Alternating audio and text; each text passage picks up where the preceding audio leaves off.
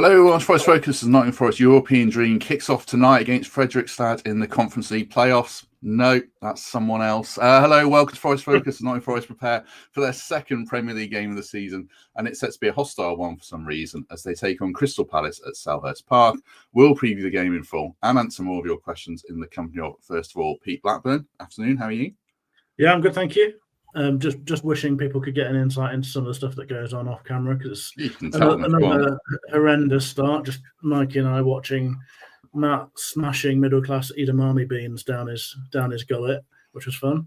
But yeah, enjoyed your little edamame bean. Thank you. Yeah. Oh, you were praising my gag, weren't you? Sorry, I just talked over it. Yeah, I was going to, but that was very rude, wasn't it? Yeah, no, I enjoyed that. I mean, I was going to sort of calm the situation down, but why not? Let's just throw some more logs on the fire. Why not? Mikey, Clarke, how are you? I'm good. I like the new start, the new video. I've listened to the music, obviously, but I listened to yesterday's. First time seeing the video. It's good. Yeah, it's good. I'm all right. Yeah, excellent. Thanks to Gabe for the video and Tom for the music, as mentioned yesterday. Or Tim, still don't know his name. Sorry. Tim. Right, on the menu then, the Palace preview, lots of kind of stuff around the edge of that, and we've got some questions that we'll sweep up from yesterday that are really good as well. I mean, Pete, kick us off. General thoughts on Palace, and we'll get into the specifics.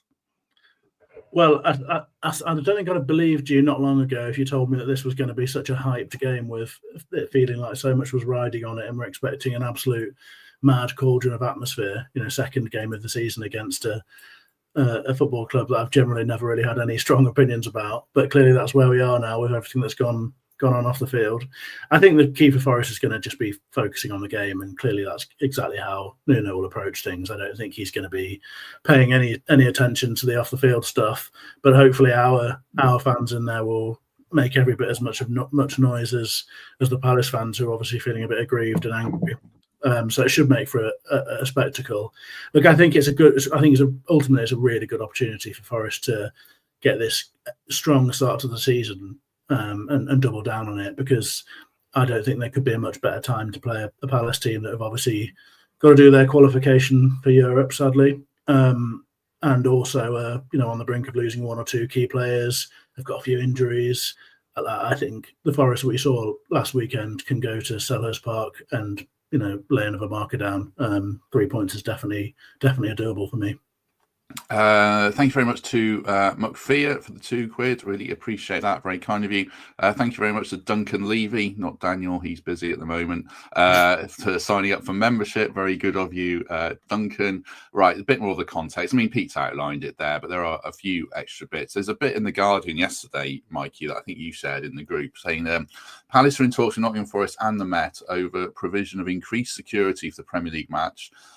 Details that this is a protest obviously going to take place. Details of the protest have yet to be confirmed, but there have been suggestions protesters plan to arrive early and target the visitors team coach, which may require additional protection from police and stewards. Ridiculous situation. It's not Galatasaray Fenerbahce or Newell's Old Boys versus Boca Juniors or whatever those rivalries are. It's pretty mad.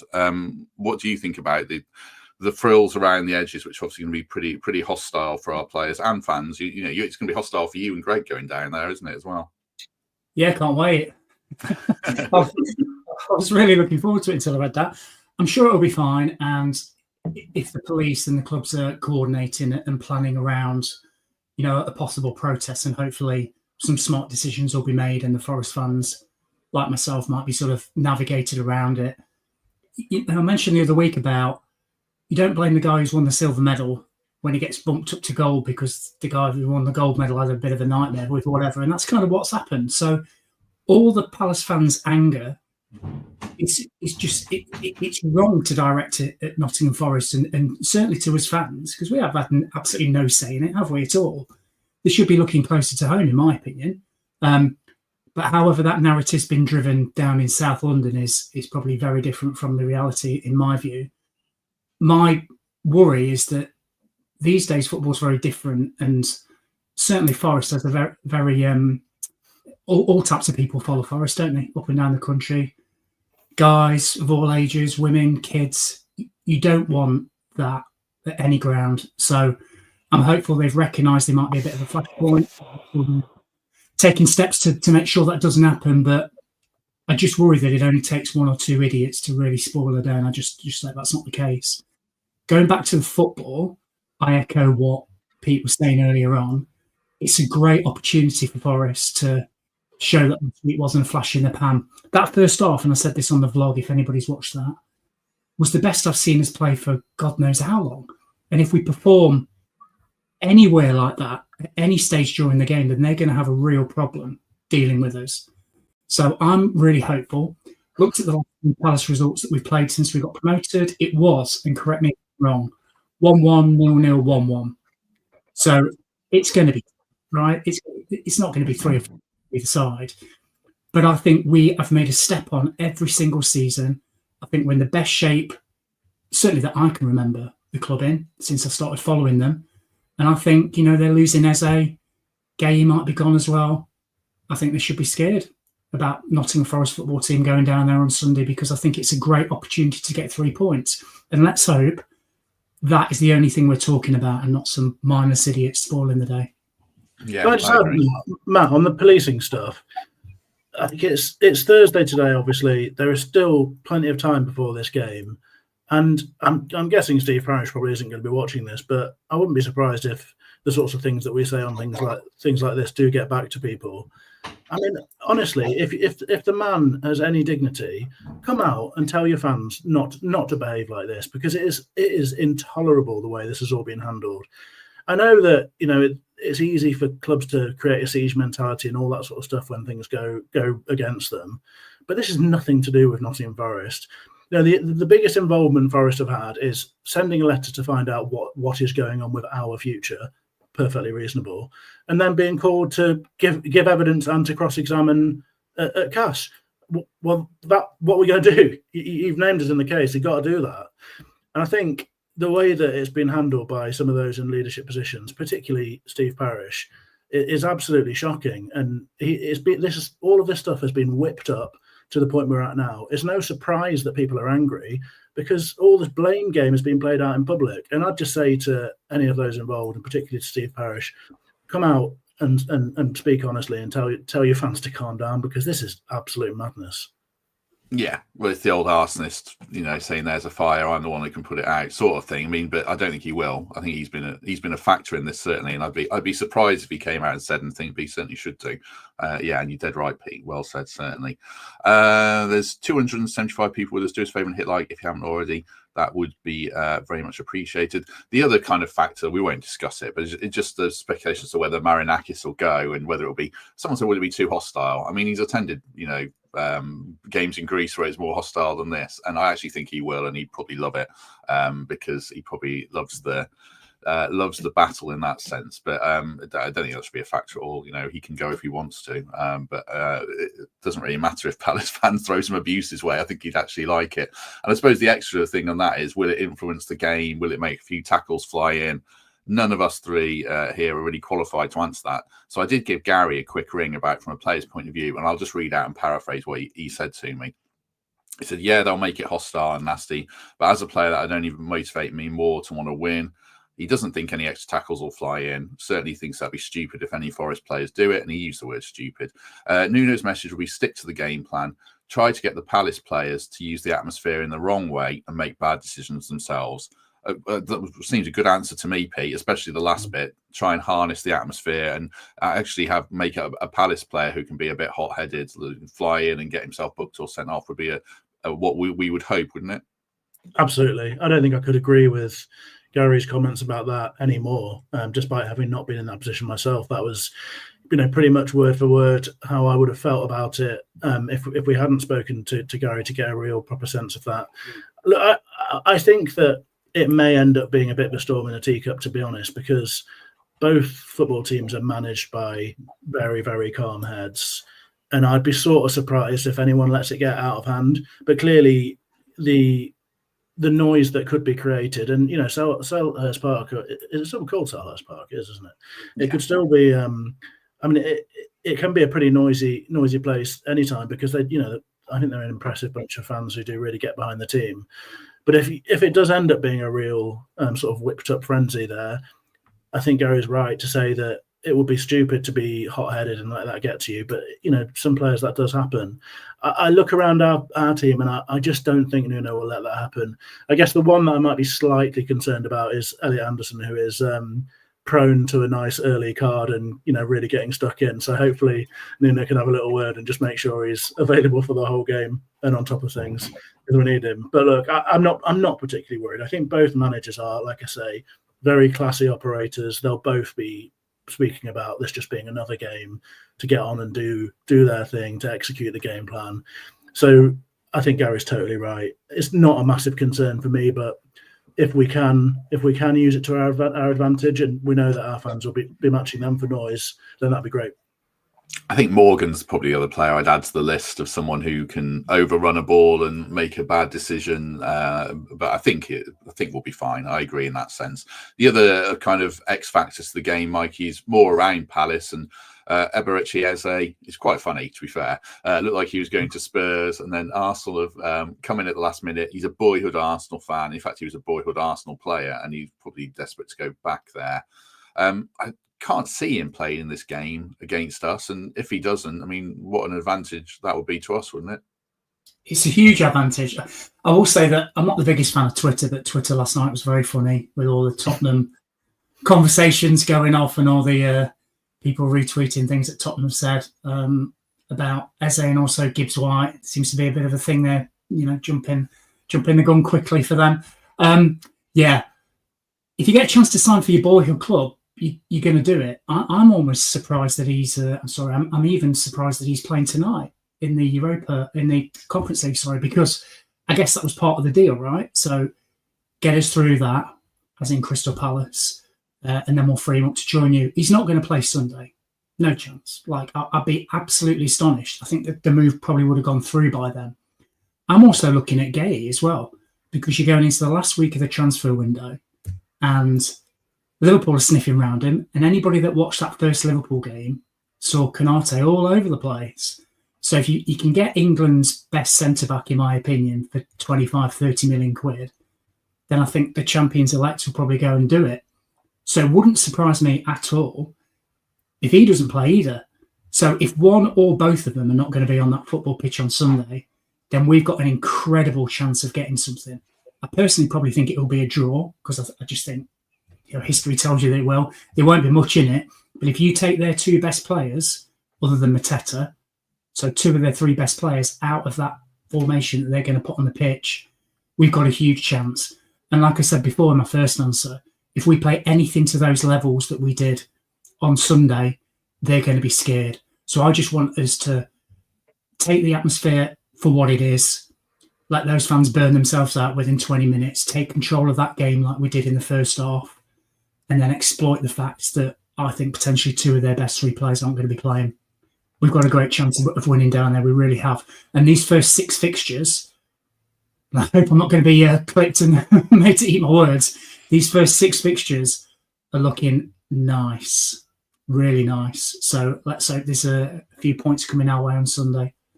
Yeah, I mean, it plays into the narrative of getting teams at the right time. I think Pete touched on it at the top there, and that's definitely the case. If you take Eze out of the team, I don't know. The thing about Palace, Pete, is they don't have a squad, do they? They've got a great 11. I was looking at who could come in. I mean, there's Jefferson Lerma, Justin Devaney. They're more central midfielders. There's Roman Esse, I think that's how you say it, who is a winger and is a good player, I'm sure, the one they signed from Millwall. But that's a big hit for them. And that front three is so impactful of Mateta, Ismail Assar and Eze. And then if, say Gahey doesn't play, there's not much there either to come in. They play a back three. He's really wedded to that. There's Chadi Riyad, it's a centre half, I'm sure they signed. I've got their squad in front of me. Is injured. Yeah. That's what I was November, I think, yeah. Yeah, so then I think they played Jefferson Lerma at the back or something in a three. I think they might have done. So, yeah, your assessment of Palace and what we can expect. Yeah, I think you're totally right about them. And I think it's exactly what we said. I remember doing the preview last season and saying exactly the same thing. Really impressive starting 11. Actually, probably more in the sense of the unit than the individuals, although there are very talented players in there. But they're definitely a team performing above the sum of their parts. But as you quite rightly identify, you get past the first 11 and you really are struggling for significant and impactful players, I guess, to come in. As you say, I expect Gahey to play, so I don't think it'd be a problem, but the options are pretty limited if he doesn't. As you say, Chelly Riyad's out. I mean, after that, you're looking at, I think they've got a French lad called Armada who I've not seen play. Nathaniel Klein, Jefferson Lerma. It's not ideal. Tyrick Mitchell maybe dropping in and playing left centre back, and Sosa starting at left wing back. Not great options. And same applies for Eze, I think, with, I mean, all the players you named, or I guess Kamada could come in and play higher up the pitch, but he's also an injury doubt. I'm assuming El Kanous is not going to be a realistic prospect at this point. So, yeah, I think they are about as weak as they're really ever going to be realistically. Losing Eze is enormous for them. I think he was their top assister, 8 goals last season. He was like their standout player as well, certainly highest rated according to FotMob and all the other places I've looked at. And I think the thing about Palace that is sort of similar to Forest of last year as well is that it's all quite tight margins. And I think if you take out a player of that sort of quality, we saw what he did against Forest away last time round. He was a real spark. You take him out, and I just think they suddenly start to look very functional, but without that bit of quality that you need just to take you over the line. And that's sort of what Forest started finding when players were injured or not available or whatever, is that, you lose one of those and suddenly you just haven't quite got the magic to get over the line. So, look, I do think it's a serious opportunity for us, but I don't want to talk them down. I do think Palace remain a really good side, particularly because they're so well coached. They're such a cohesive unit. I don't think I've ever seen a team and a manager knowing their own system any better than they do. It's pretty remarkable, really. And Mateta up front's obviously always a threat, although I think you'd fancy our centre-halves. Munoz is a ridiculous rampaging beast at right wing-back and spends half his time in the opposition penalty box. So I think Nico Williams will have a busy day. Sarr, I think, started to look very bright as the season went on, Ismaila Sarr, and will be a serious threat, and is probably the threat when it comes to us looking to dominate the game a bit more like last weekend and them sitting off, which they tend to. I think they had 42% possession last season and 25 or 26 or something against Chelsea last time out. So I suspect that'll be what will happen. But I also think that the key to all of it is stopping Adam Wharton. He's the conductor of everything. And I think if you get to Adam Wharton, then I think they're really going to struggle to progress the ball and they're going to struggle to be a threat. So that's how I see it. And I think whether that's going to be a job for Morgan Gibbs-White or whether Elliot Anderson steps up the pitch and does that, I think you'll find that ends up being a real key to things. Yeah, certainly they are a quality team. We'll talk more about a few individual battles in our team in 1 second. 430 people with us. Do us a favour and just hit like if you haven't already, or subscribe, so that'd be great. The game is televised. I think loads of our games are televised. Is it 7 out of the first 8 now? So you can watch it at the NAV. It's open from 10 a.m. Get your breakfast. Kickoffs at 2 p.m. It'll be a great atmosphere, I'm sure, outdoors and indoors. Get your lunch there if you don't get your breakfast, or get both if you fancy Sunday roast and a breakfast and a pizza. You can get it all there anyway. So yeah, thanks to NAV as ever for their support. Let's look at our lineup then. I mean, this will be a short conversation, I think, but we can talk around some of the key battles anyway. We've all got the same team, and if anyone's got different, I'd be surprised, but I'll ask one question on it. Sells, Aina, Milenkovic, Murillo, Williams, Sangare, Gibbs-White, Anderson in midfield, and Ndoye, Wood, Hudson-Odoi in attack. I mean, you could make a change, obviously, and bring Hutchinson or McAtee on, but it doesn't feel like the time for me. If anyone would make a change, then let us know in the chat, certainly. Mikey, I've put that team up in 4-3-3, partly because that was the graphic I had last week and it saved me doing it again. But also partly I wonder, do we drop Morgan a little bit deeper and do that kind of matchup that Pete referenced? Palace are a quality team in midfield. Will Hughes, much as we dislike him, he does seem to probably raise his game against us. And then there's Wharton as well. And then you have to contend with that someone who's going to drop in and play that as a role. Pete said about Munoz and Sarr, I think they carry a huge threat down the right. So would you want us to play that slightly more 4-3-3 or just do exactly what we did v Brentford? Yeah, it's a really good question. I think they'll play with two pivots, so to speak. I think Anderson and Sangare will sort of shield the back four. Gibbs-White will just do his thing in front of them. I think that for a number of reasons. One, because I'm envisaging and I'm I'm thinking ahead to what that atmosphere is going to be like at 2:00 for those first 20 minutes. After a fan protest, all the fans are going to be riled up from both sides. It's going to be a bit frantic. And what you don't want to do is go 1-0 down in those first 20 minutes and give them any sort of oxygen to get through the rest of the half. So I think the longer we can keep it 0-0, I'm just being pragmatic here. I'm going to talk about how I'm going to win the game. The longer we can keep it 0-0 in that first part of the first half, for me, is the game plan. And then as the half wears on, we start to take control because we've got better players and we've got better options from the bench, as you guys have talked about. So the tighter the game, the more chance we're going to win it in the second period because we've got far better options than they have off the bench. So you can't win a game in the first 20 minutes, but you can lose it. So I do think they'll go with a 3. I think Sangare and Allison will be a bit deeper, and I think Gibbs White will be deeper initially, whilst we sort of let them run out of steam and punch themselves out a little bit in those first 20 minutes. Usually, Matt, I always try and do something a little different with a team selection just to cause a bit of debate. But even I can't justify not starting that team that started on Sunday, because how do you have that conversation with any of them? You know, that's the best we've played for God knows how long. And by the way, you're not starting next week. It's a very difficult conversation to have. So I think they've all earned the right to start the game. But like I said, what we do have and what we're going to have in the next few weeks is some serious options off the bench. So if it's not working, or Nuno wants to be far more aggressive and try and win the game rather than just try for the 4th successive draw at Selhurst Park, he's got the options to do it. So yeah, I expect us to start like this. One more thing I will say quickly, just on the teams.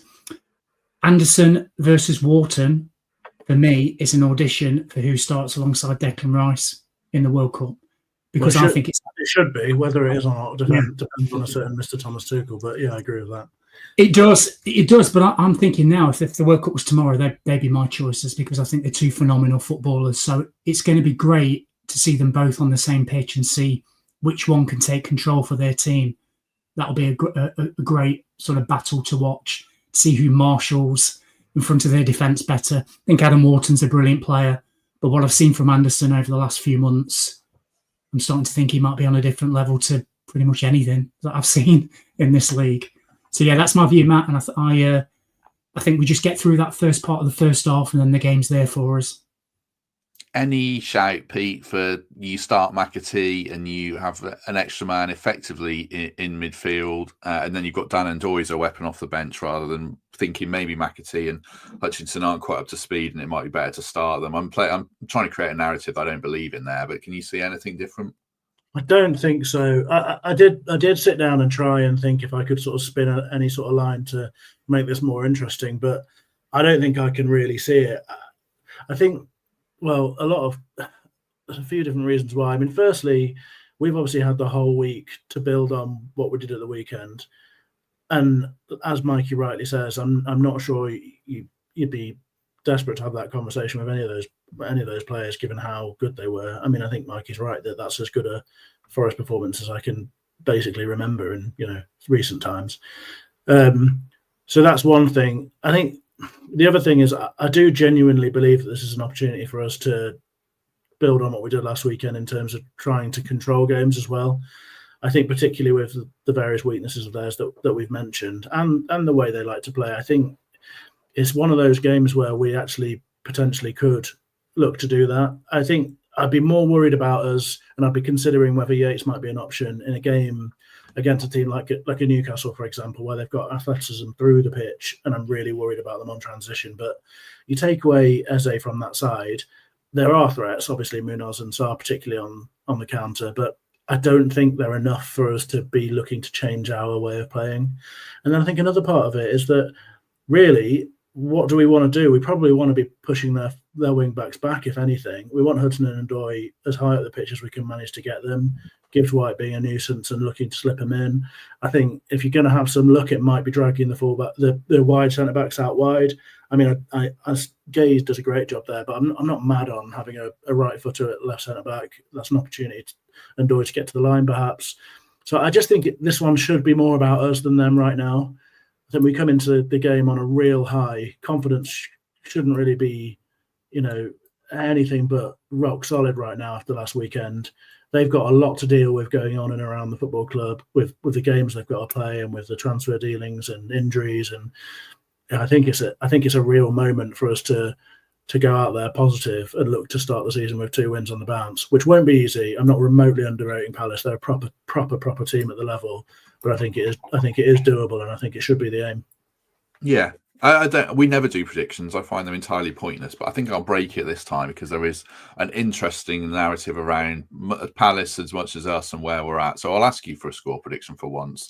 Mikey, what are you expecting or thinking it might be? I think it'll be a draw just based on everything, all these components that we spoke about. I think if we can keep it tight, like I said, I think there'll probably be a couple of late goals and it will be a draw. However, I think we'll win the 2 after that. So I think we'll get 10 points from the first 12, and a draw here would be a good result, in my opinion. Totally take on board what Pete was saying. It's there for the win. It is. But Man City, the last time they lost at home, I think, Man City, just to give you my answer. Palace, last time they lost at home in the league was Man City, I think in April. I think they were unbeaten in the 6 after that. They've won a cup, won the Charity Shield, just gone to Chelsea and got a point. This is going to be bloody hard. Make no mistake about it, regardless of whether Eze plays or not. So I don't think you can grumble at a point here. And with the 2 games coming up after that, Matt, I think we could have a great start to the season. You got us beating Arsenal away. Oh, is that before? Oh, then no. I thought it was West Ham and Sunderland. Although I am going to Arsenal away, which will be interesting. So no, maybe Arsenal chip off. It's Arsenal, isn't it? I'm not wrong, am I? I thought it was West Ham, then Sunderland, and then Arsenal. I might be wrong. But the next 2 home games, I think we'll win, is my point. Let me just have a quick look. No, it's Arsenal away. West Ham, Arsenal, Burnley, Sunderland. So you got Sunderland even further out of position there. Some calendars to do there, Mikey. Well, I tell you what, though, Burnley away, we'll get something there. 2 home games. I think we'll be top 6 after 6 games. I think you might be right. I do think on this one, I'll ask Pete as well. I mean, we can't forget Palace should have beaten Chelsea. There was that free kick and all that, but they played very well on the day by all accounts. So, and historically, these games are almost always draws. 2 very well coached teams. It's at their place. So I think it's a 1-1 type game. I don't think we'll lose. I'm confident in saying that. But if we win, I think it's an absolutely fantastic result. And it'll be very hard earned if we do win, even without Eze. They're not like decimated or anything. They've still got a lot of good players and they're very well drilled and they've got a lot of momentum coming into it. Obviously, we're recording this before the Fredrikstad game, as mentioned. So we don't know about any injuries or anything that might come out of that one. But as we sit here right now, I would say 1-1. And I think that's not a bad result at all. Go on, Pete. Just entertain me with this one. Yeah, I've got us nicking it. I think if there was nothing going on around Eze, I'd be much more concerned, and I think coming out with a point was a really good result. And I think it still would be a very decent result. An away point against a good side is not to be sniffed at remotely. But I just think without him, and from what I've seen of us playing them recently, I just think our defence is plenty of a match for what they've got to offer. And if we get it right in terms of our midfield being able to help double up with the fullbacks when they need to, particularly if Sarr and Munoz are rampaging down the right. There's communication that will be needed there. They're going to have to work together, and that midfield shape is going to be pretty key, I think. But as I sit here, I just feel quite hot on us, to be honest. I think we're a better side than them, and I think we're in a better place than them. I think we've had all week to prepare for it, and they haven't. I think there's a lot more noise going on around their football club right now than there is ours. I think we should be going into this, cold, hard, calculated killers, looking to come away with a 1 or 2-0 win, and that's what I'm expecting. Excellent. I see Dan's in the chat saying he's going to upgrade his podcast prediction. Yeah, that's reminded me to do the same, because I suspect that I haven't got us down for a win in that. I had us down for a draw, and I'll stick with a draw. Talking of podcast predictions, I wasn't going to do this. We've got to drag Mikey a little bit. The only person who didn't predict a win against Brentford in our team, and you've let us down, Mikey. So just public beration for that. That was poor from you, I must say. Is there a 3 strikes out policy, or? I'm in trouble. Oh man, I know you're negative, but to not think we were going to win that game, Mikey. Good lord. Right. We'll do the listener questions next, actually, but it feels like a good juncture to take a quick break and thank Home Move Estate Agents, regular sponsor of the match previews. If you're looking to buy or sell your house in the Notts area, click the link in the description, or check out the link in the description, as I half said, or drop Ben an email, ben@homemovea.co.uk. Numbers on the screen, and they are 5-star rated on Google. I'm going to get on to Ben and see if there's any more houses he wants us to push, mostly because I just like to look at other people's houses, and it makes for better adverts than those ones that I do. 460 people with us. Do us a favour, hit like if you haven't already. Right, we'll spend the last 15 minutes or so going through some more questions that were kindly submitted on Twitter or through channel members. First one, Richard Matthews, channel member. We haven't discussed the loan market much, especially for fullbacks. Is that something we should look at? And I'll throw some free transfers on there. I had a quick look on Transfermarkt. If there's any names of interest, there aren't really. There's 4, but it's pretty slim pickings, I would say. Tomiyasu, who is injured, but a very good player, so maybe something in the future. Reguilon, who is a left-back. Matt Ryan and Fabianski for that extra goalkeeper spot. Pretty slim pickings, though. But Pete, loan market, or is it something we're missing at the moment?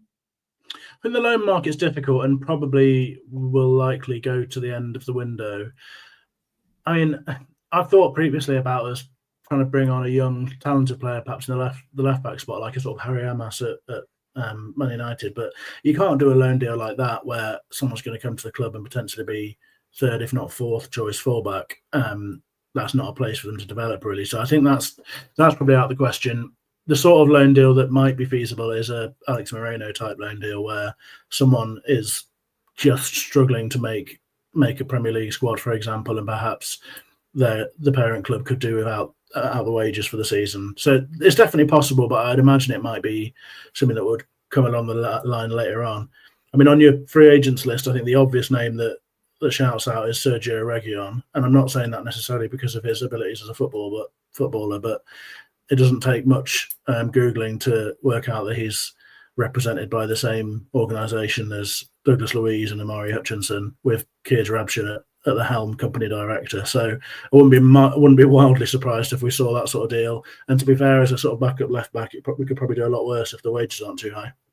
I didn't even read the question right. People are saying about Douglas Luiz, who is, of course, a loan deal. I meant around fullbacks for the loan deal because it's something an area that we need to strengthen, but it's quite tricky to strengthen. So I meant fullbacks for loans, but people are right. Just on the loans. Also, I think it's worth saying that there is a big difference between a sort of bog standard loan like your Alex Moreno compared to the Douglas Luiz deal, which still seems to be a hint of debate between journalists about what the actual structure of that is. But if indeed it is a loan deal that gets done, you're talking about having significant options at the very least and possibly obligations. And at that point, you're really talking about a permanent transfer that's just being kicked down the road for accounting reasons as much as anything. So I think it is a different sort of question.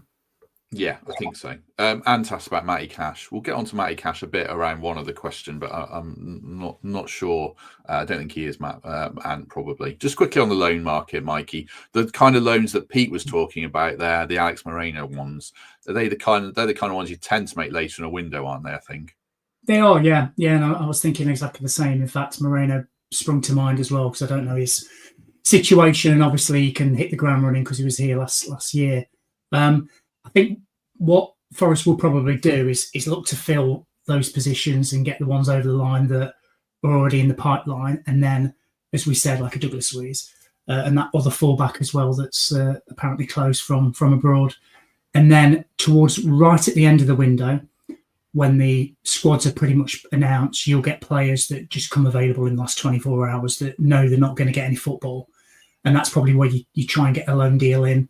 So something like a Reguilon, who I believe is he out of contract? Is that different? So he's out of contract. So you'd need a signing on fee or whatever.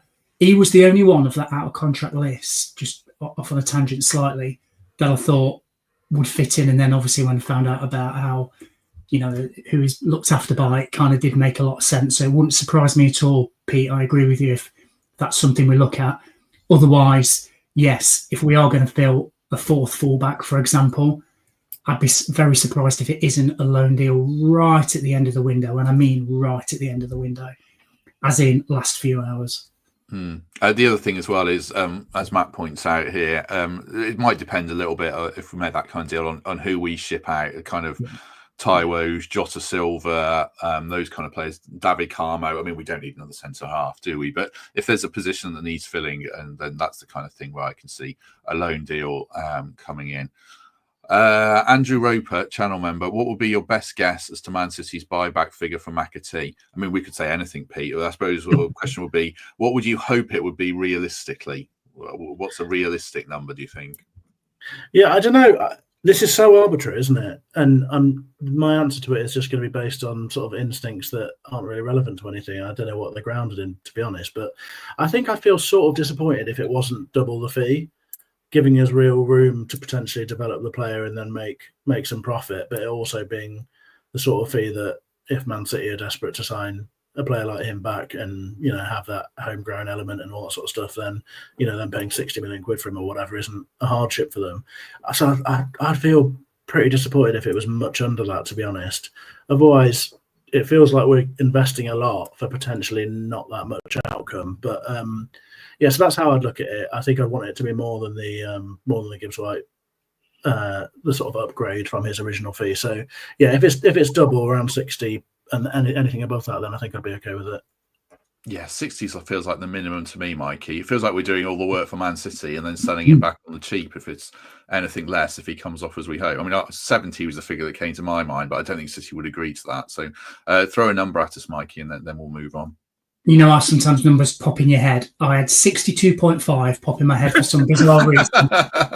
So that's before the answer. So I think we're in the same ballpark. Be interesting to see when they sold Trafford to Burnley, because obviously they had a buyback clause of 30 million. How much did he go for initially? So whether they then again doubled it. I know we're probably comparing apples to pears, but might give you an indication of their thought process as to buyback. I think one other thing you've got to consider as well is if they've got a sell-on fee, so whether it's a initial X% or whether it's X% on profit, that probably influences the thinking of a buyback clause as well, if you think about it that way. Because if we sign to another team, then Man City get a bit of that.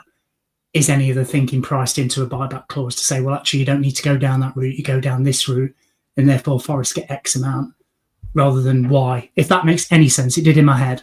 So I think there's a lot of things that will be considered, but I think it's going to be about double just to make it even slightly palatable for Forest. I'd be surprised if they signed off on any less than that. James Trafford, just having a quick look here, signed from Man City, 4-year deal worth up to 19 million with add-ons. They had a 20% sell-on clause, and the buyback proved to be, I think it was 30, wasn't it? They paid 15 million upfront and 4 million in add-ons, which I imagine was paid because it was probably around promotion. So I think you're looking at double, right? Roughly, yeah. One close bit to less. a bit less. Than I think that, City have historically done a lot of these deals, particularly with Southampton. I think above all else, they sold several players with quite low buybacks.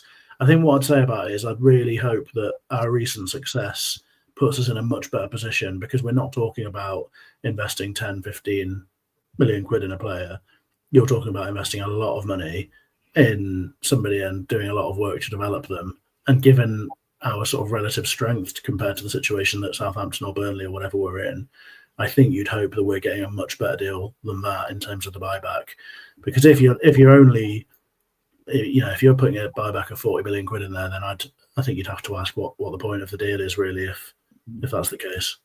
I think so. I mean, it's not always nailed on that they activate them. I mean, they had one on Douglas Luiz for years and never took it up. They had one on Delap and weren't even interested, even though they could have bought him and then sold him again in a year for more money. So, yeah, but it's of interest. Just on Man City, Stephen asked about, is the Rico Lewis interest dead? I think so. I think it is. We're looking at reports. He's going to sign a new contract.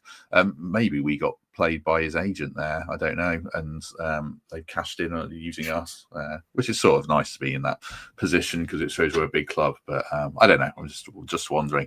Right. Next question was Mike Forsyth, channel member. Twitter. Wondering what you think about Igor Jesus' prospects this season. Is he more of a backup 10 to MGW? It seems strange to sign a Brazilian international for him to be likely third choice striker. Or will we see Callum Wendo operate on the right initially? Good problems to have.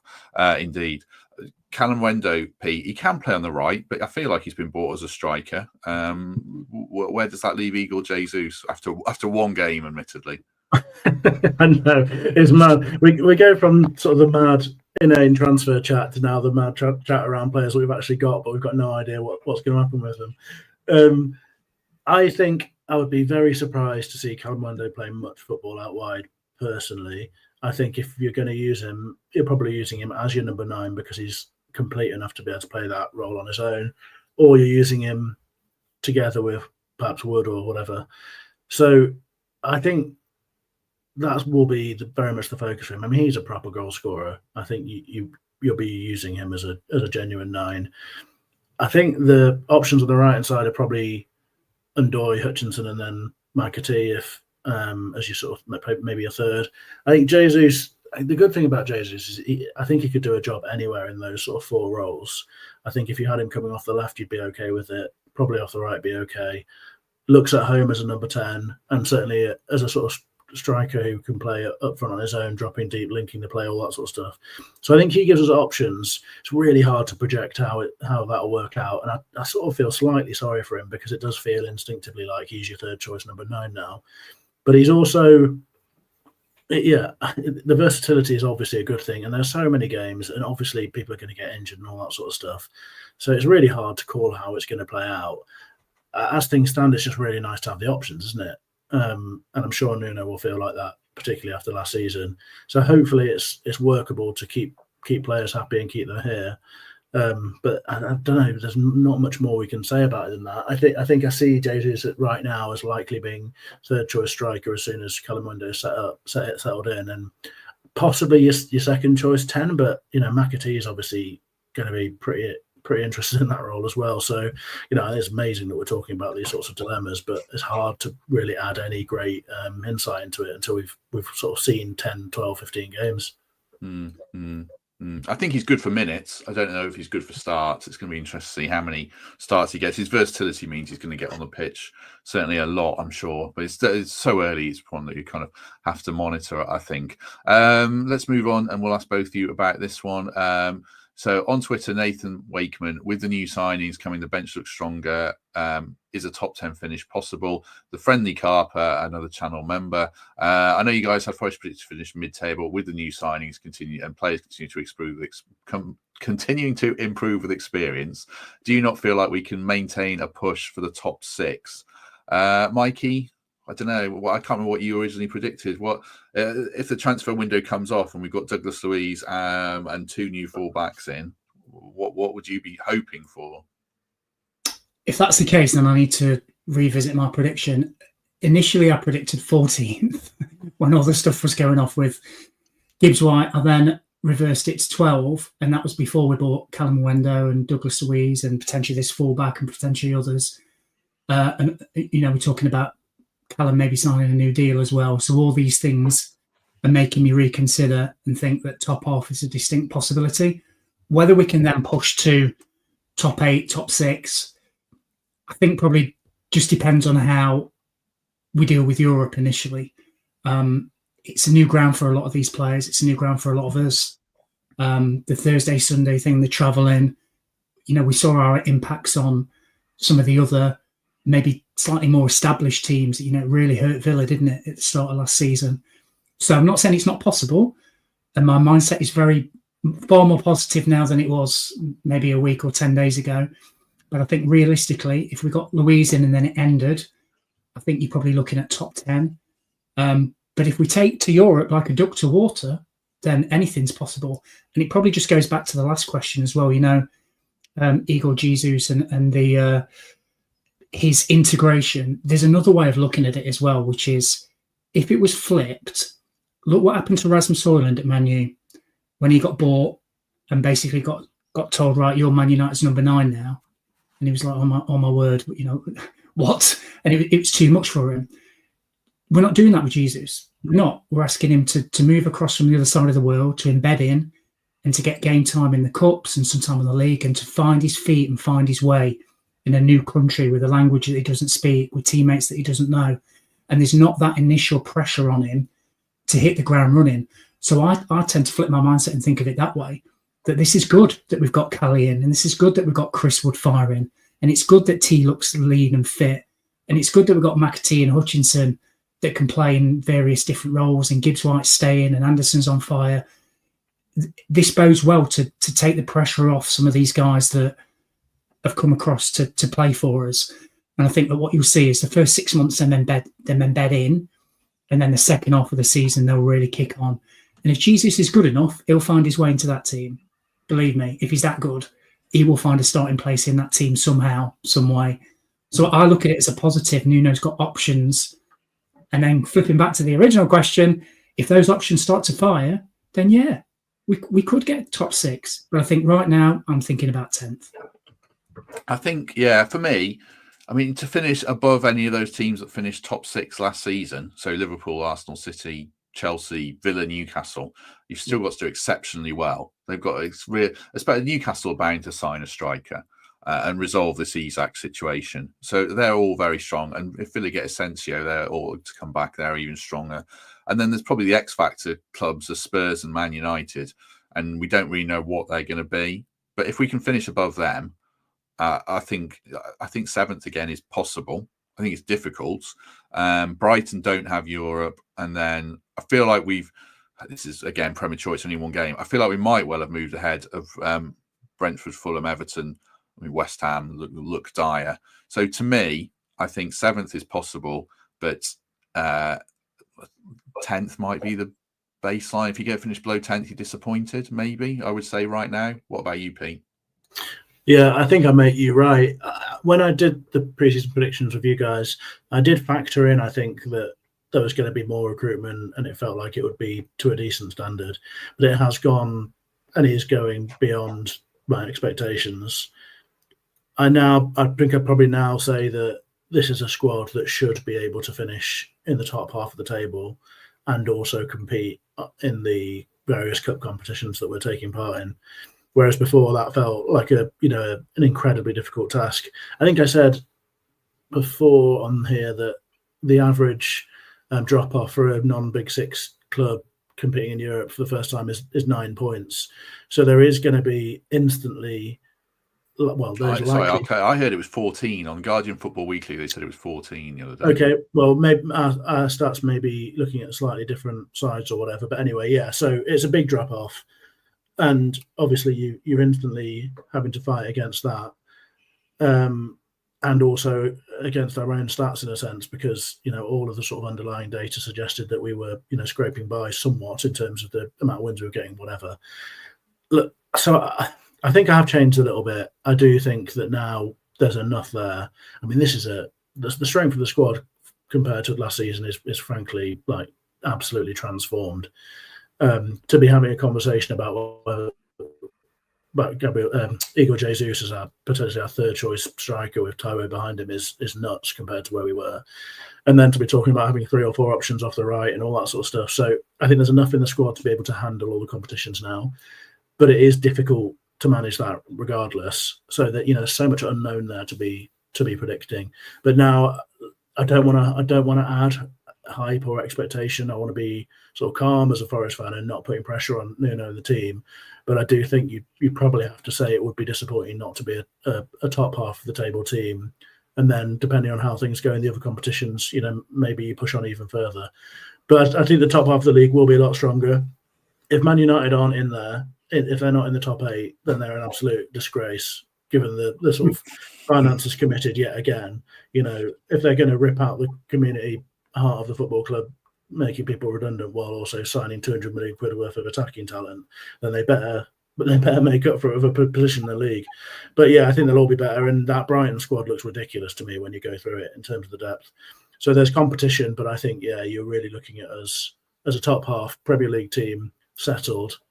And then it's a balance of how things go in the other competitions and, whether you can push higher in the league or not. Can I just add something to that, Matt, really quickly? I've just been thinking about something. It won't be quick. It won't be when you and I are talking, mate. That's true. It's more a question for everybody really in the chat. So Pete just talked about the amount of money being spent on attackers, and we're no different. And you watch some of the games in the Premier League now in the back end of last season, and teams seem to have forgotten how to defend. So here's my question, right? Other than Arsenal, do Forest have the best defence in the league? Like, genuinely, if you look at our back four and our keeper, because my thought process is it takes one goal to win a game, and we can win a lot of games 1-0. But you even watch Liverpool on Friday night, they might score 4 or 5, but they'll let in 2 or 3. And I'm looking at Man United, the goalkeeper's dreadful. I'm looking at Chelsea, they just lost the centre-back. You look at Tottenham, they're flaky. You look at all these teams, I'm thinking, I think Forest have got a better defence than that. So going back to the point, it only takes one goal to win a game, and we've managed to keep our goalkeeper. Our 2 fullbacks have signed new deals. We've got the best centre-back pairing probably other than Gabriel and Saliba. So the question is, do Forest have the second best defence in the Premier League? Or would you swap our defence for anyone other than Arsenal? Because I'm not sure I would, and that gives me a lot of optimism. Well, with Liverpool, it's more a question of how they're set up in front of them, I would say. And then the fullbacks are very attacking. They're going to settle. Chelsea, you're right. And then City haven't really they've got Rico Lewis. They've got Nunes as their other right back. And Nouri is their left back. They don't seem to have much depth there. O'Reilly. I think I hear what you're saying. Maybe is the answer to me. I don't know. We said we'd do an hour. I see we're going to go over. Mikey's talked himself into having to miss some of these last questions. But Pete, did you want to weigh in there?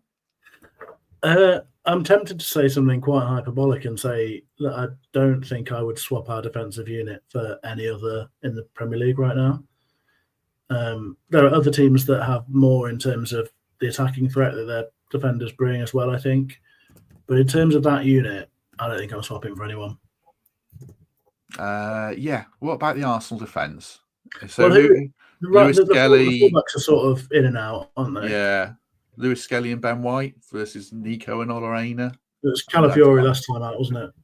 Well, I wouldn't swap Nico for Calafiori, and I wouldn't swap Olorena for anyone in the Premier League. So there you go. I guess so. I guess that's the answer. Interesting. Just shows you, doesn't it? Like, I think we've seen an elite defence there, and certainly a goalkeeper that's in with the best in the world. So that gives you a load of confidence. We've got Palace on Sunday. We can go there and keep a clean sheet. We can keep a clean sheet against anybody. So it's more to do with the fact now that we've got attacking options. Can we score that 1 goal? Can we score that 2 goals? Because I've got utmost confidence in the defence. I'll tell you what, I don't think the owner will be too happy if we can't score that 1 goal, given all Yeah, well, it's another conversation, but I wonder what the owners. My finished below 10th, and he disappointed. I wonder what his number is. Three trophies and a European finish in the Premier League. Probably. Let's ask 2 questions together that probably sum up sometimes what it's like to be a Forest fan and maybe how we feel about it. So these were, I think they were consecutive replies to the tweet on Twitter that I put out asking for questions. G. Bickers, I've been a season ticket holder for 48 years. I can't remember a time when the squad's been so strong and excitement levels are so high. Can you? Then Squeaky the Pin. Given how far we've come the last few years, is there a worry we'll end up doing a Leicester and fall back down the table, getting relegated? Or is there a way we can sustain our solid Premier League status? Oh, I've got 2 people who aren't Greg Mitchell here, so we might get less optimistic answers. I don't know. Pete Blackburn, can the answer to both be yes? I don't know. How do you see? Of course it can. I think hopefully people are able to recognise that I'm generally pretty positive about how things are going. But I do live with the constant anxiety or worry that we could be the next Leicester, and I think actually that's healthy, because I think you have to keep your feet on the ground and always be watching the costs. It's the wages in particular that get you, and I think we're seeing a hint of that with Villa now. And if you're not able to keep up with the revenues and whatever, and realistically, Forest will never be able to do that, even if we improve a lot, which can make a big difference. We'll never be able to. And keeping control of the wages is where you've got to be. I mean, the Leicester situation comes as a result of them having an awful lot of footballers being paid 100 grand a week who are nowhere near worth that sort of money. And I think you have to be very, very careful about getting there. And the really difficult bit about it is, I think, and I don't mean this to be negative at all, I think it's just this is the club are aware of all this sort of stuff, and you just have to manage as well as you can and keep doing the model that we're doing, keep selling for good money. But I think the really difficult bit is that when things go well, it's actually even harder. You've seen that Gibbs White has now earned himself a big pay rise. I mean, Elliot Anderson is going to need and deserve one of those, pretty soon, and there will be other players as well. And we've already had to do, there've been new contracts of Aino Williams, potentially Hudson-Odoi, all as a result of all coming on the back of success and them doing well. So, the wage bill grows quickly, and you have to be very careful about that. And as soon as your model drops off, if it does, like it did for Leicester, you saw them selling a big player every summer, one or two, and making enormous amounts of money. But as soon as you fail there and the recruitment stops being, best in class, you're in trouble. So it's just a case of constantly having to be the absolute best. And it's really, really hard. But Forest are doing an incredible job of it right now. So we should all be very proud of that and hope that it can continue. The other question was, remind me what the other question was. Well, they're just saying this is the most exciting time for 48 years, which I think is equally true. Well, I can't go for 48 years because I wasn't alive, but I certainly, as a sort of teenager or adult, I don't think anything comes remotely close. I guess you're probably going back to the Frank Clarke team to have a real competitor for the sort of talent that we've got now, but the depth is ridiculous that we're bringing in right now. So, yeah, look, I think it's as exciting a squad as I could really have imagined us having at this point. And as I said yesterday, I think it's the best transfer window in modern history on paper. Danscape picks me up in the comments for making such a bold claim, given we've not seen the players. But I think it's reasonable as a podcast that functions every single day to make opinions based on what you're seeing. So yeah, I'd say on paper it's the best transfer window in Forest modern history. Yeah, the Leicester pitfall to avoid is, it's everything comes down to recruitment, and it's partly about knowing when to buy, but it's also about knowing who to buy, but it's knowing when to sell. And I don't think we should fall into the trap of letting contracts run down, which they did, and it cost them literally millions and millions and millions. So we still have to know when to sell and sell at the right price. And I think we're in a great place to do that. But crucially, having people to sell, right? So you have to continue future proofing all the time. And Forest really need 2, 3, 4, maybe 5 players who, at the end of every season, you're looking at thinking, right, those are the players that, if the right market circumstances come up, we're looking at a 50 million quid to 100 million quid deal. I think you have to be there because you never know what other teams are going to need. And ideally, you want more than one team bidding for a player as well to really make the best of it. So yeah, I totally agree with you. And if you do it in the right way, well, I talk all the time about the food chain, but if you do it the right way, you move up the food chain. And I think that's what we've done. We've climbed it so dramatically. I suppose the question is, how high can you climb without putting yourself in in any kind of trouble? And that's probably a big question of how much higher we can go from being, we're talking about 7th at the moment, that kind of thing. We're still competing. We put the revenues that clubs make. I put that chart up yesterday. When you look at what Spurs and Man United make, and they finish below us, it's such a difficult process. And that's why I know people say I was negative about Douglas Luiz. But if you start getting too many players on 100 grand a week, as Pete said, you just put pressure on yourself. So you've got to be really, really sure that you're doing it right all the time. And all this is like, mega long contracts and all that. Well, you can only amortize them for 5 years. And if you have loads of your squad on too much money, then it does put a lot of pressure on you. But equally, as the first chap said, yes, it is massively exciting. And I think we're in a fantastic place for years to come, certainly. Mikey, just weigh in on that one if you want. Yeah, you two have absolutely nailed it. I agree with everything you said. The only other thing I was going to add would be, for me, it's about emotional investment as well. So I haven't felt this way about a team probably since Paul Hart's team in the early 2000s. We had the odd good season, didn't we? And then obviously Steve Cooper set us up on that journey.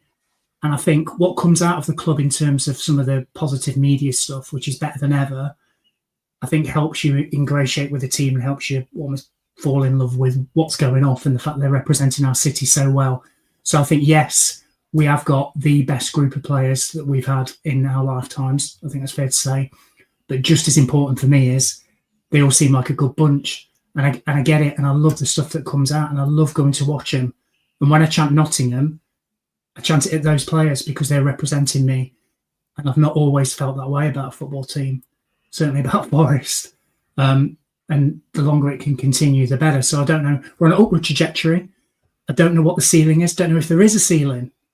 But as long as it's managed in a really sensible, strategical way, as you two were saying, I think we just have to enjoy the ride and love what they're doing. And just to make sure if we do see any struggles or any declines, that we manage it properly and we all support that process, because it's not always going to be up, is it?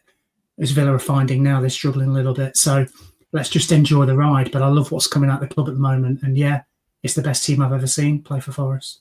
Yeah, enjoy the ride's right. I see people in the chat saying just enjoy the moment. They just want the moment to not be a moment, and just, I want us to be in the Premier League for, well, certainly for my job, I want us to be in the Premier League for the next 20 years at least. So I don't want us to do like Leeds and live the dream and all that stuff. Sorry. I feel like we've made it pretty clear that we're absolutely loving the moment. Sometimes that comment is a bit unfair, given that people have literally asked the question and we were doing a Q&A on it. But look, we are enjoying the moment, but exactly as Matt says, I'd like the moment to be something that we can enjoy for a long time, and something that I can enjoy with my son and everyone else can do with their kids and whatever. So I think it's fair enough to be discussing this as well.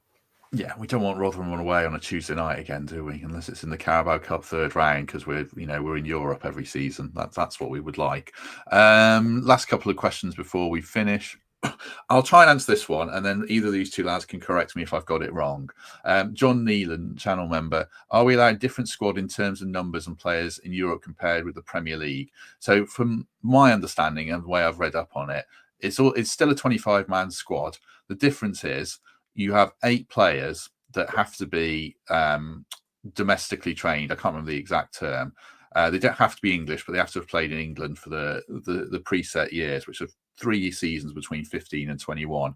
4 of those players need to be homegrown, so that's club trained. So in our case, that's Ryan Yates, and I think it would be Zach Abbott as well. I'm not sure if it is Zach Abbott. Yeah, that's the only one I'm not sure of. So if we don't meet that criteria, we can't have a 25-man squad. We can have however many players minus those 4 that have to be club grown. So at the moment, I think we'd have a 22-man squad or something like that. I think you're largely right. My understanding is Zach Abbott wouldn't count for the homegrown. But there's a list A and there's a list B, isn't there? Yes. Would he be on list B? I think he can play, but doesn't need to be registered in the squad. So in a sense, it doesn't really matter. That's sort of the same end result. But yeah, it will mean that we'll have a restricted number of players available. Yeah, the 25-man squad, is the senior squad. There's a list A and there's a list B. So you can have as many kids play as you want. So we'd have 23, but we would be restricted to 22 on the senior squad as it stands. Is how I read it, certainly. Yeah, we lose a spot for every homegrown player that we don't have the top tier of homegrown player. Hence the interest in Matty Cash as well, which I don't think will happen. If we're signing this Carmona character, which I see the Athletic were picking up on that yesterday after Fabrizio Romano tweeted it out. I'll dig out a tweet from Fabrizio Romano in 1 second that just sums up how awful football is. In fact, I'll do it now. Did you see it? The Chelsea Blueco one about Enciso saying, I think he put Chelsea Strasbourg hyphenated are going to sign Enciso, and then another tweet, and David Ornstein did it as well. It was so awful. Blueco are signing Enciso for 20 million. He'll spend a year at Strasbourg and then move to Chelsea. Maybe we're a bit guilty of it and don't implicitly say it. We're selling David Carmo and then we're shipping him to Olympiacos. But I found it a bit depressing and stuff that's wrong with modern football anyway. Right, last question. Simon Morgan on Twitter: chicken tikka pie or sausage roll ? And that's food on the ground. Do either of you? Since we've had any of these food questions on the pod, isn't it? Do you buy food in the ground or not? Either of you? Depends how many beers I've had at the pub before. Okay, so if you are buying food in the ground, play along in the chat if you want, because I see we've got chicken wings and hot dogs. I think we've had hot dogs for a while, but I saw chicken wings were on the menu on Sunday. I saw. What do you buy, Pete? Chicken balti pie is without doubt the number one option at the City Ground and has been for many, many years, in my opinion. But the sad matter with that is that they're so popular that quite often by the time I've got there aren't any. So to be honest, I don't generally eat at the City Ground, and I don't drink there for too long because the options are all pretty grim and there's a lot of work to be done on that front. But yeah, chicken Baltic pie is number one always. Trent have pizza, James. You're right, certainly. Well done, James. Are you going to sling him a few quid for that? Trent Nav can sling me some if they want. Mikey, same question. Well, Pete, they've got new beers and new food in where I'm at. Yeah, I wasn't there for the first game, so I didn't see. I did get a report. What were the new beers? They got the automated thing, but they had that last season. Well, that was closed near me, but they've got Cruz Campo, they've got a few other bits, and they've got a lot of different. They've got donuts, they've got all sorts of stuff now. They've revamped the menu, so there's a bit more choice. But going back to the thingy question, it's the I'm sound like a right geek now. The meat to pastry ratio is slightly off with the chicken tikka. It's too much meat and it burns me. So I'm going to have to go for sausage roll because every time I buy a pie, I just chuck it down me. And I just there's probably no meat in the sausage roll, to be fair. Yeah, you complain there's too much meat in the chicken Baltic pie. Yeah, it spills out and burns me. I can't do it. So sausage roll. Yeah, I mean, people say we're not critical enough of Forest, and here we are battering the catering. So yeah, screw you, all of you people who say that. Yeah, I'll add to battering it. I don't buy the pies because the last few I've had are like thermonuclear, burn you. There was a couple in front of me who bought a pie, and I asked them how hot it was, and the woman couldn't hold it without putting it on top of a jumper because it was burning hot. So, if Forest, people of Forest do this podcast. One of the weirdest things to do, you turning up at the City Ground and sort of looming over some poor old lady asking her how hot a pie is. She wasn't that. She was like in her 20s. That's even worse, I think. Even worse. She was with her boyfriend. I was genuinely wondering what to buy. I ended up buying, on their recommendation, a bag of cheese and onion crisps. So you've been off the market for so long, you've forgotten that how hot is your pie isn't a chat-up line anymore. Oh dear, I walked into that one, didn't I? Right, I think that covers everything today. Any final words? Anything you want to add, Pete Blackburn? No, just very pleased to have sneaked a little Partridge reference in at the end there, which James Donk has noticed, so I'm pleased with that. But yeah, otherwise, really looking forward to it. Everything feels great, doesn't it? So I'd be absolutely buzzing if we can go and put another 3 points on the board and then head into the next home game, which will be my first of the season because I've been away. Pretty excited about what the season could entail for us. West Ham v Chelsea is going to be an interesting game because it's West Ham after that for us. If Chelsea go and absolutely batter them, then yeah, very interesting game against West Ham up. Mikey, any final thoughts from you? Yeah, just a couple of things. So talking of Partridge references, there was a guy near me that just kept shouting, Dan, down in the boy the entire game, which was great. Just a couple of things on me. For those that bought a programme at the weekend, halfway through, my dad's in it. He won a petanque gold medal for transfer. He's had a kidney transplant. He won the gold medal for Britain, and he's in Germany at the moment doing the world tournament. He got bronze, which is great. So well done to my dad. I'm glad somebody is talented in this family. So well done. The only other thing is, and this is very important, guys. So when we had Dougie Freedman in charge as manager, we used to sing that Jackson song, that Sunshine, Moonlight, Good Times, Dougie. If we get Douglas Luiz, can we bring that chant back, please? Because it's a banger. And I've been waiting for us for years to sign somebody called Dougie or Douglas, and now we've got one. There is no excuse for not bringing that chant back. So A-Block, I'm looking at you. Good stuff. Well done, Tony. Still can't work out how to not take a minus 76 point hit in FPL, but well done for that was terrible. But for taking representing the country, well done, Tony. Certainly. Right. I think that's everything. We shall be back tomorrow with Tom Williams. I've promised this for days and days, but I am recording that in the next few hours, and then for Saturday will be the opposition preview with Matt from a team called Palace, which I'm sure will be a cordial conversation because he's a good lad, and we'll focus. He's a lovely man. There's not going to be any punch ups there, is there?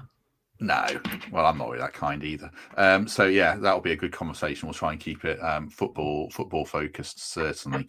Right, if you've enjoyed this, and I have, do us a favour, hit like, hit subscribe, do consider a membership. I see lots of new names in the members, which is great. Or the lovely 5-star review on Apple or Spotify would be great. And you can sign up for Patreon as well. The link is in the description for that if you are interested. Pete Blackburn, thank you very much. Thanks for having me, and thank you to everyone in the chat for the Partridge references. They're not going unnoticed. Yes, I know there's quite a few dropping in there, certainly. Mikey, thank you very much. Cheers, Ian. I was going to say thanks to everyone in the chat, Pat and everybody. I've read your comments. Thank you for the support and everything. Much appreciated. Hope you enjoyed it. And here's to getting something at Palace. Yeah, at least a point. At least a point. Right, have a good day, everyone. And if we don't see you tomorrow, we shall see you soon.